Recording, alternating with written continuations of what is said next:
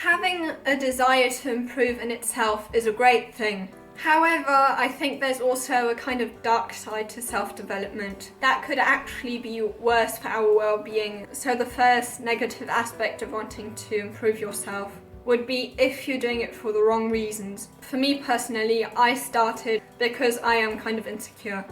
And I think that's also the case for many other people, that they start trying to change themselves because they don't like who they are. Because we felt like we weren't acceptable or enough.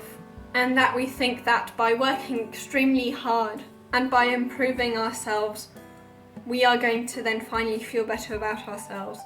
But I think if you're working hard the whole time to prove to yourself that you're worthy, that could actually reinforce that you have to work to be worth something. And I think that can be very dangerous for your self-esteem and your well-being in general.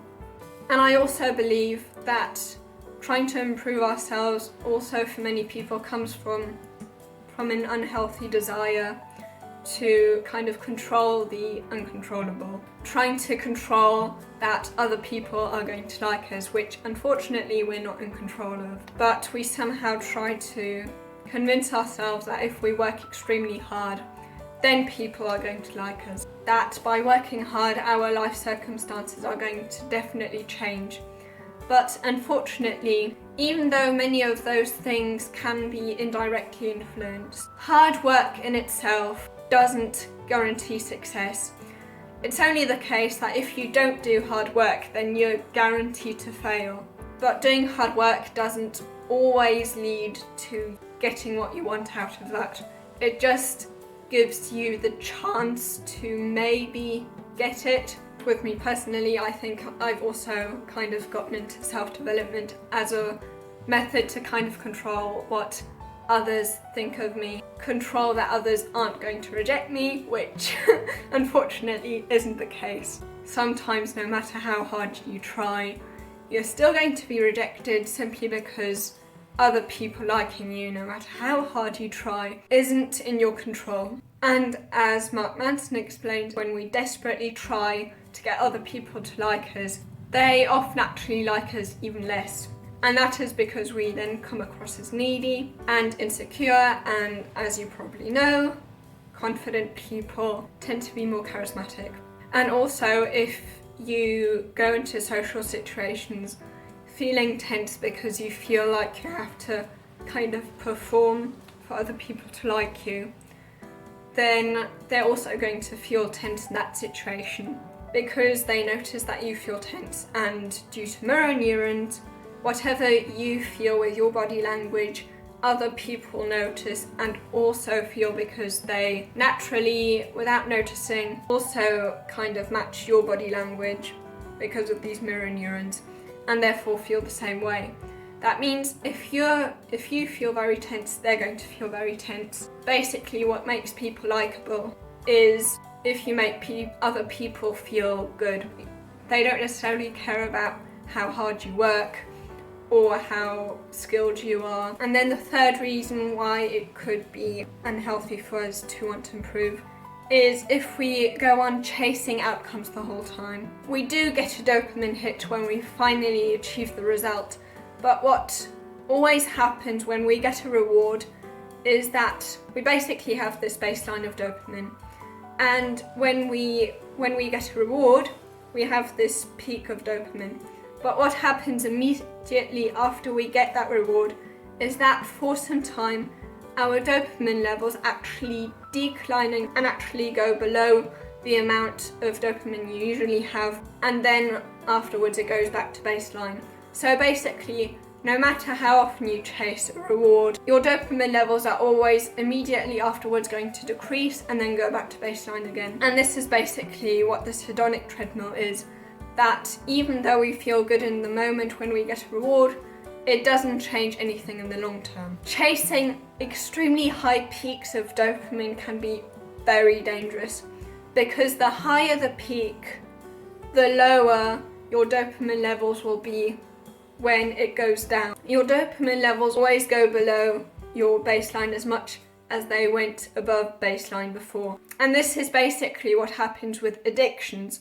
It gives us such a burst of dopamine that it takes us into this depression that we can't really handle, because naturally our body tries to bring it back to what's normal for itself and therefore reacts by decreasing dopamine levels a lot. And at some point then people who are addicted get to a point where they take the drug not to feel good anymore, but just to feel okay and not totally depressed. And basically this thing called habituation, basically that we get used to whatever when we get a reward over and over again. There was this study, when the monkeys got 1 raisin, they would get 10 units of dopamine. And then what they did in this experiment is they gave the monkeys 2 raisins when they didn't expect it, and then 20 units of dopamine were released. However, after a while, when they got used to getting 2 raisins, their dopamine levels returned back to 10 units again each time they got that raisin. And what's extremely interesting, once they were used to getting 2 raisins and they ended up getting 1 raisin again, their dopamine levels didn't actually increase. And this is exactly why it's so dangerous to chase extremely high peaks of dopamine, because then by comparison you will always have to get more and more and more to not get a huge decrease in dopamine. So basically, no matter how much you try to chase outcomes, you're always going to feel just as empty. And then the 4th reason would be toxic productivity. Basically avoiding anything you would do simply because you enjoy it that doesn't lead to any results. The reason why we start trying to be productive and trying to improve ourselves is because we think that will make us happier. And if you basically don't do things you enjoy anymore so that you can somehow reap results of other things you do you don't necessarily maybe enjoy as much. And I think this is the reason why very many successful people neglect their relationships. And this isn't only my opinion, this is also what Ali Abdaal thinks. With relationships, we don't see tangible, immediate results, whereas when we do productive things, we do see results. In a podcast, Dr. Chatterjee once mentioned that there was this patient of his that had all the external things but was extremely miserable. It turned out that this person actually did have friends, but he was so busy that he hadn't actually seen them, which is why he then recommended that a successful person should meet one of his friends at least once a week. And this actually made the successful person, after just a few weeks, feel extremely happy. It seemed as if he was a totally different person, just because he finally didn't neglect his relationships anymore. And Chris Williamson thinks that productive people are often unhappier because they tend to sacrifice a lot. And the example he always mentions is Eddie Hall. If he hadn't been this extremely strong person, and he was probably just about to get divorced and not be able to be in any relationship simply because he invested so much time in getting stronger. And basically, by chasing outcomes, if we do achieve that outcome, we don't necessarily feel happier. However, if we don't achieve that outcome, many people actually feel unhappier. And of course, in that case, you definitely want to make sure that you don't chase outcomes as much.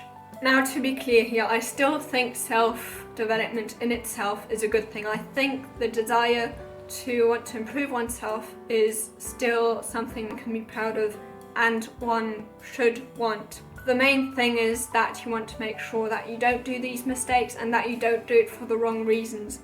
That you simply do it because you want to kind of benefit others, but not because you think that your self-worth depends on how hard you work. So if you want to know how you can actually still want to improve yourself without all these negative consequences that I've just mentioned, then you can watch this video here.